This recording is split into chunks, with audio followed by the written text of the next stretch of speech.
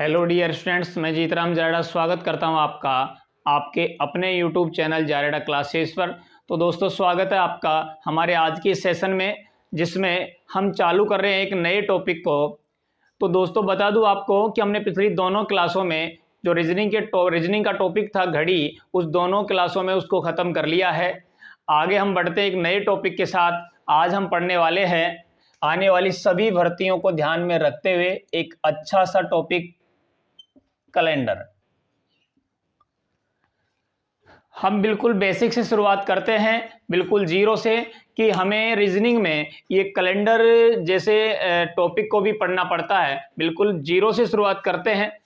Calendar दो तरीके का होता है,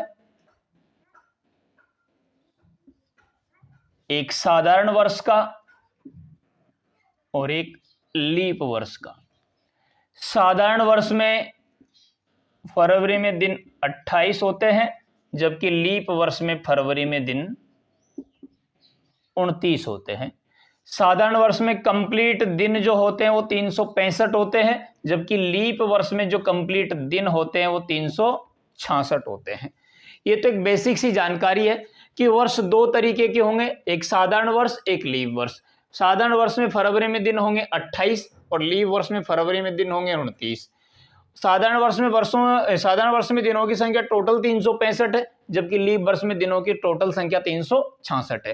जो 365 से 366 हुआ है, ये जो एक दिन बढ़ा है, ये फरवरी में 28 की जगह जो 29 हुआ है, ये इसकी वजह से बढ़ा है ये एक दिन। चलो देखते हैं।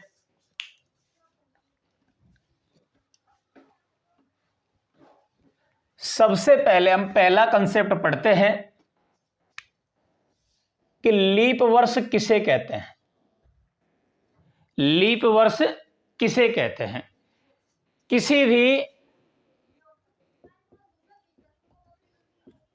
भी वर्ष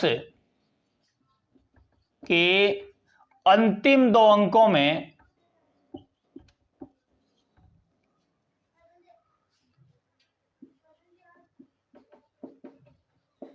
में 4 का भाग पूरा चला जाए तो वह वर्ष लीप वर्ष कहलाएगा। 4 का भाग अगर कंप्लीट चला जाएगा तो वो वर्ष लीप वर्ष कहलाएगा। जैसे हम देखें 2004 की बात करें, अंतिम दो अंक 04 है, इसमें 4 का भाग जा रहा है तो ये लीप वर्ष होगा। 2008 की बात करें तो इसमें भी 4 का भाग जा रहा है, ये भी लीप वर्ष होगा। 2011 की बात करें तो 11 में 4 का भाग नहीं जाता, ये लीप वर्ष नहीं होगा। 2016 की बात करें होगा। 2023 चल रहा है इसकी बात करें तो नहीं होगा। यानी वर्ष के अंतिम दो अंकों में 4 का भाग पूरा चला जाए तो वह वर्ष होगा हमारा लीप वर्ष। जैसे गौर करें, 4 के बाद 8 आया, 11 नहीं आया, उसके बाद 2012 लीप वर्ष होगा, उसके बाद 2016 होगा, 2020 होगा। हम कह सकते हैं यानी हर चौथा वर्ष जो है वो लीप वर्ष है। हर चौथा वर्ष है वो क्या है? लीप वर्ष है। जैसे हम एक छोटा सा प्रश्न लेते हैं, अगर यूं मान के चलो एग्जामिनर बेस्ट एग्जामिनर हुआ तो इस जगह पे आपको इस हिसाब से फंसा सकता है कि कोई व्यक्ति है अनिल, और अनिल की जो डीओबी यानी उसके जो बर्थ डेट है वो है 29 फरवरी 1896। अनिल की डेट ऑफ बर्थ जो दी है 29 फरवरी 1896 में दी है, और आपसे कहा जाए कि अनिल का जन्म 29 फरवरी 1896 को हुआ हो तो वह अपना अगला जन्मदिन कब मनाएगा। तो हम एक जगह तो ये पढ़ रहे हैं कि हर जो चौथा वर्ष है वो क्या है? लीप वर्ष है। और इसकी बात करें तो अंतिम दो अंकों में 4 का भाग देंगे तो 2400 के चिन्ह में भाग पूरा जा रहा है, तो इसका मतलब ये लीप वर्ष हुआ। और लीप वर्ष हुआ तभी तो फरवरी 29 दिन की है, यानी जो वर्ष लीप होगा उसी में फरवरी 29 दिन की आएगी, अन्यथा फरवरी 28 दिन की रहेगी सामान्य वर्ष में। तो यहां इसके बाद जब चौथा वर्ष लीप वर्ष होता है तो चिन्ह में के बाद जो 4 प्लस करके वर्ष आएगी 1900 वाली, तो इसका मतलब ये अगला जन्मदिन इस चौथे वर्ष में मनाएगा। और चौथा वर्ष में डेट जो बन रही है, जो सन बन रही है 1900 बन रही है। तो जहां वर्ष हो उसको लीप देखने के लिए तो हम भाग देते हैं कितने का, 4 का। लेकिन कहीं शताब्दी वर्ष नहीं, शताब्दी वर्ष हो, यानी लीप वर्ष और शताब्दी वर्ष। शताब्दी वर्ष होती है 100, 200, 1500, 1600, 1900, 2100, ये शताब्दियां हैं जिसके अंत में डबल जीरो हो, वो शताब्दियां हैं। तो ये वर्ष नहीं, ये शताब्दी वर्ष है। और शताब्दी वर्ष लीप है या नहीं है, इसकी पहचान करने के लिए हम क्या करते हैं, या 4 का भाग नहीं लगाते या 400 का भाग लगाते हैं। अगर शताब्दी में 400 का भाग जा रहा है तो वो लीप है, अन्यथा नहीं है। तो 419 का 1900 में 400 का भाग तो जाता नहीं है, इसका मतलब ये लीप वर्ष नहीं है। इसको और 4 साल इंतजार करना पड़ेगा और 1900 के बाद इसका मतलब 1904 जो आएगा उसमें ये अपना पहला जन्मदिन मनाएगा। तो उम्मीद करता हूं कि आपको ये जो लीप वर्ष वाला कंसेप्ट है ये समझ में जरूर आया होगा। यानी कि जब लीप वर्ष निकालना हो तो वर्ष के किसी भी वर्ष के अंतिम 2 अंकों में किसका भाग दे देंगे हम, 4 का। और जब लीप शताब्दी वर्ष निकालना हो, लीप शताब्दी वर्ष निकालना हो तो इसके लिए हम ध्यान रखेंगे किसी भी वर्ष के अंतिम 2 अंकों में ना, पूरी वर्ष में, उस लीप शताब्दी वर्ष में हम भाग देंगे कितने का, 400 का।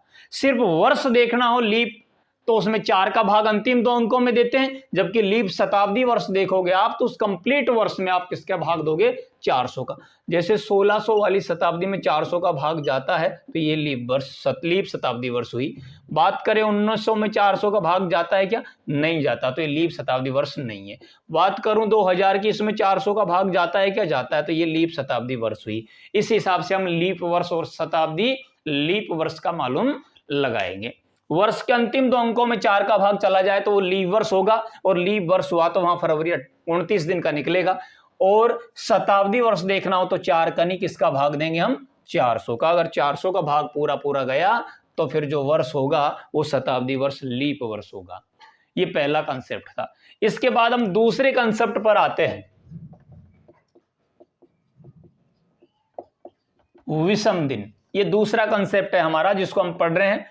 विषम दिन किसे कहते हैं, विषम दिन वो दिन होते हैं जो अपना पूरा सप्ताह नहीं बना पाते। जैसे यूं मान के चलो 8 दिन है, इसमें 7 का भाग दिया तो एक तो सप्ताह पूरा हो गया और 1 दिन शेष बच गया।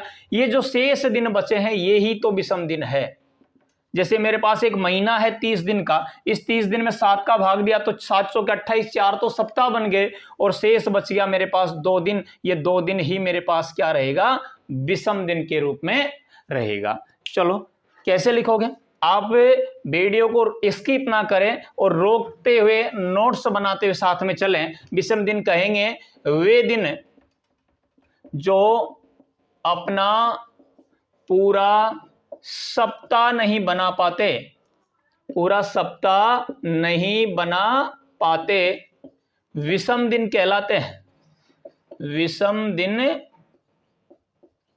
कहलाते हैं।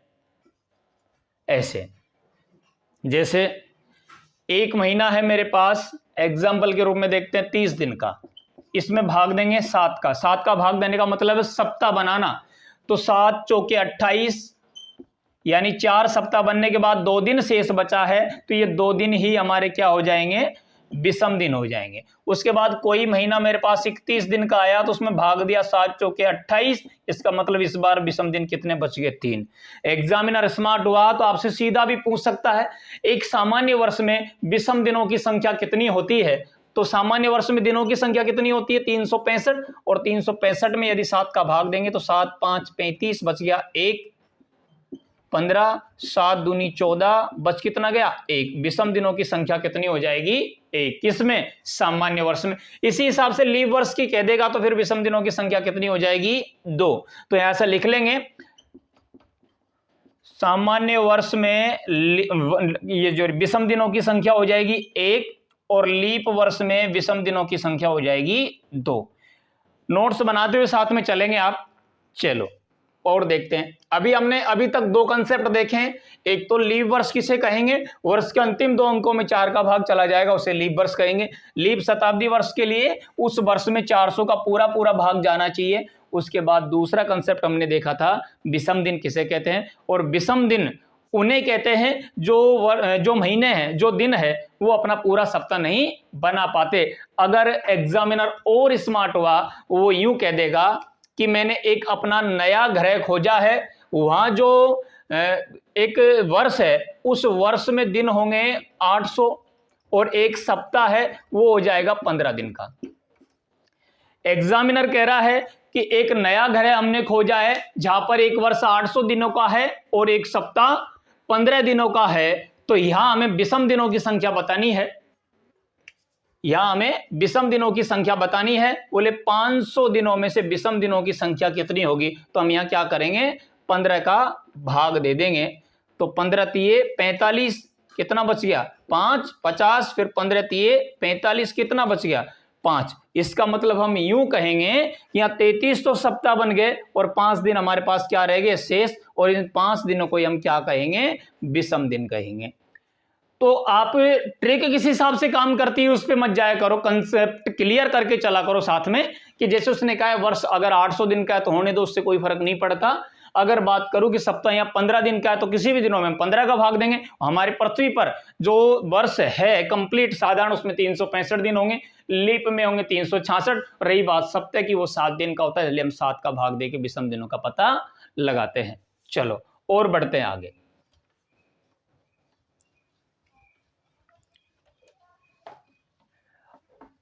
ये बेसिक सी जानकारी थी जो हमने कैलेंडर के रूप में पढ़ी है। बाकी पहली टाइप पर आते हैं और आज की हम पहली टाइप पढ़ते हैं। टाइप पहली में हम किसी एक वर्ष के ही पहला और अंतिम दिन के बारे में दिनों को देखेंगे। पहली टाइप का नाम है किसी भी वर्ष के पहले और अंतिम दिनों से संबंधित प्रश्न। ये हमारी पहली टाइप है, किसी भी वर्ष के पहले और अंतिम दिनों से संबंधित प्रश्न। जैसे यहां कह दे पहला प्रश्न, जैसे मैं यहां ऐसा उठाता हूं कि 1 जनवरी 2023 की बात करें। 1 जनवरी 2023 को यदि सोमवार था तो फिर 31 दिसंबर 2023 को कौन सा वार होगा, ऐसा प्रश्न उठाते हैं। 1 जनवरी 2023 को यदि सोमवार था तो फिर 31 दिसंबर 2023 को कौन सा वार होगा। इसके लिए आप एक कंसेप्ट लिखिए, वीडियो को रोक के आपको मैं बोल रहा हूं, आपको स्पष्टता उतारना है एक एक लाइन को। जैसे 1 जनवरी और 31 दिसंबर से संबंधित प्रश्नों में हम वर्ष को ध्यान में रखेंगे। किसको ध्यान में रखेंगे, वर्ष को ध्यान में रखेंगे। अगर वर्ष हुआ साधारण है, वर्ष हुआ साधारण तो दिन होंगे समान, और वर्ष हुआ लीप तो दिन होंगे लगातार। कैसे लिखोगे, किसी भी सामान्य वर्ष में 1 जनवरी और 31 दिसंबर के दिन समान होते हैं। समान होने का मतलब यदि 1 जनवरी को किसी सामान्य वर्ष में अगर सोमवार हुआ तो उसी वर्ष उसका जो अंतिम दिन 31 दिसंबर का होगा वो हमेशा सोमवार ही होगा। कब, सामान्य वर्ष में दिन होंगे समान। बाकी किसी लीप वर्ष में 1 जनवरी को यदि सोमवार हुआ तो उस वर्ष 31 दिसंबर का जो दिन होगा वो लगातार दिन होगा। अगर 1 जनवरी को सोमवार था तो 31 दिसंबर को मंगलवार होगा, और 1 जनवरी को बुधवार था तो 31 दिसंबर को गुरुवार होगा। तो हम क्या करेंगे, हम ये करेंगे, ध्यान वर्ष पे देंगे। यदि वर्ष साधारण हुआ तो दिन होंगे समान, और वर्ष लीप हुआ तो दिन होंगे लगातार। किसी भी सामान्य वर्ष में अगर देखोगे आप तो दिन समान होंगे, और लीप वर्ष में देखोगे तो दिन लगातार होंगे। ये हमारी पहली टाइप पढ़ी हमने और जिसका ये तरीका है देखने का। अब यहां इसने कहा है 1 जनवरी 2023 को यदि सोमवार था तो 31 दिसंबर 2023 को कौन सा बार होगा। तो हम देखेंगे 2023 में 4 का भाग जाता है क्या, नहीं। इसका मतलब वर्ष कौन सा निकला, ये सामान्य निकला।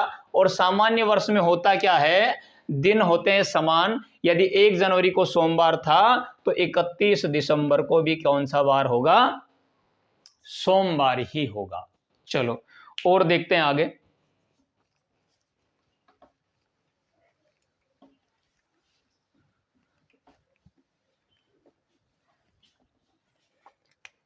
जैसे कैसे लिखोगे,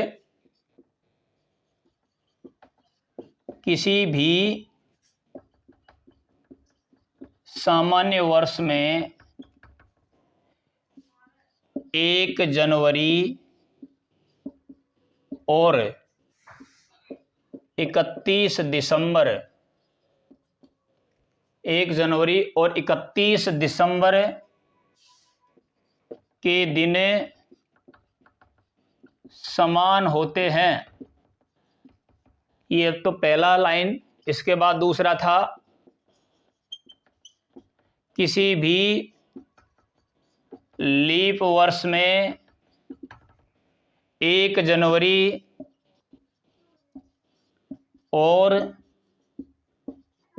31 दिसंबर के दिन हमेशा लगातार होते हैं। चलो ये पहली ट्रिक है हमारी। अगर सामान्य वर्ष हुआ तो 31 जनवरी और 31 दिसंबर के दिन होते हैं समान, और किसी भी लीप वर्ष में 1 जनवरी और 31 दिसंबर के जो दिन होते हैं वो हमेशा लगातार होते हैं। अगर 1 जनवरी को मंगलवार था तो 31 दिसंबर को बुधवार होगा, किसमें, लीप वर्ष में। बस ये ध्यान रखना है। ऐसा क्यों होता है, क्योंकि सामान्य वर्ष में फरवरी 28 दिन का होता है और लीप वर्ष में फरवरी 29 दिन का होता है। जो एक दिन ये बड़ा है वो फिर ये एक दिन है हम लीप वर्ष में बढ़ा देते हैं। अगर जनवरी में सोमवार था तो फिर दिसंबर में उसकी जगह मंगलवार हो जाएगा। चलो देखते हैं आगे और प्रश्नों को।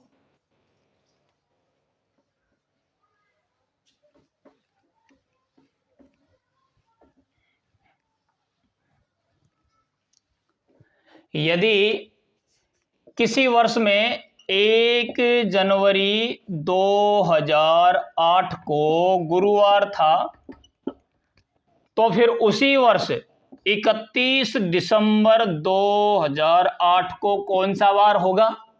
अभी हमने देखा सामान्य वर्ष हुआ तो दिन समान होंगे, अगर लीप वर्ष हुआ तो दिन लगातार होंगे। तो 2008 कौन सा वर्ष है, लीप वर्ष। अगर लीप वर्ष हुआ तो दिन होंगे लगातार। गुरुवार के बाद कौन सा वार आने वाला है, बुधवार आने वाला है। कौन सा आने वाला है, बुधवार आने वाला है। चलो और आगे बढ़ते हैं।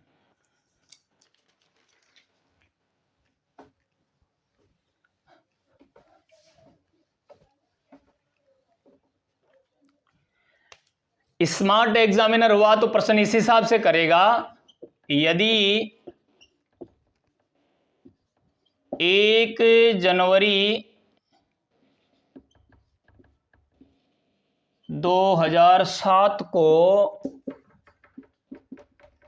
सोमवार हो तो 31 दिसंबर 2009 को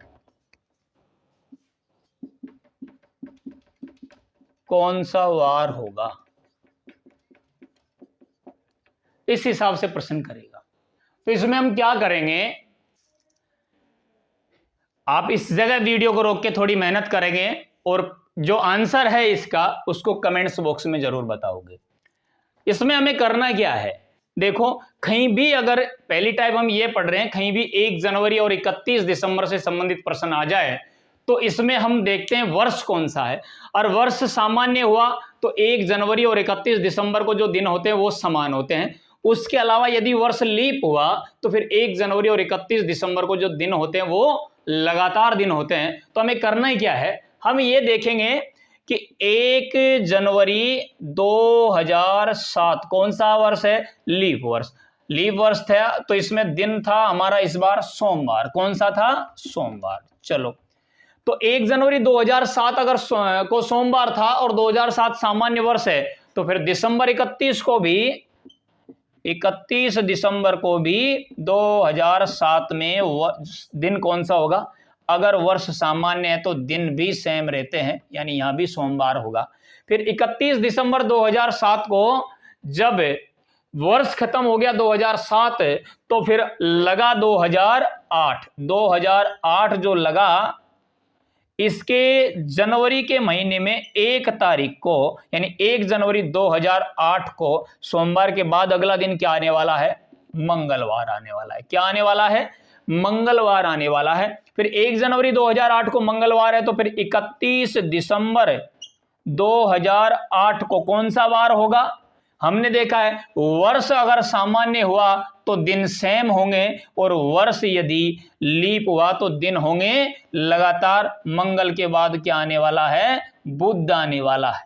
चलो, फिर वर्ष खत्म हो गया 2008, और 2008 जब वर्ष खत्म हो गया तो फिर 1 जनवरी 2009 आ गया। 1 जनवरी 2009 आ गया। बुधवार के बाद कौन सा वार आने वाला है? गुरुवार। यानी इस समय वार कौन सा आ गया हमारा? गुरुवार वार आ गया। अब जनवरी 2009 में 1 जनवरी 2009 में गुरुवार है, तो हमें पता है आने वाला जो 31 दिसंबर होगा, आने वाला जो 31 दिसंबर होगा, यानी 31 दिसंबर 2009, तो ये दिन कौन से होंगे? वर्ष कौन सा होगा? सामान्य वर्ष होगा। और सामान्य वर्ष में तो दिन भी होते हैं क्या? समान। तो इस जगह जो वार होगा 31 दिसंबर 2009 को, वो कौन सा वार होगा? गुरुवार होगा। उम्मीद करता हूं कि पहली टाइप में आपको कहीं कोई दिक्कत नहीं होगी, और ऐसे बिल्कुल छोटी छोटी टाइपों से आगे बढ़ते हुए चलेंगे। हम एक एक कंसेप्ट को क्लियर करते हुए चलेंगे। तो आप बने रहिए हमारे साथ आने वाले अगले पार्ट में। तब तक के लिए जय हिंद, जय भारत।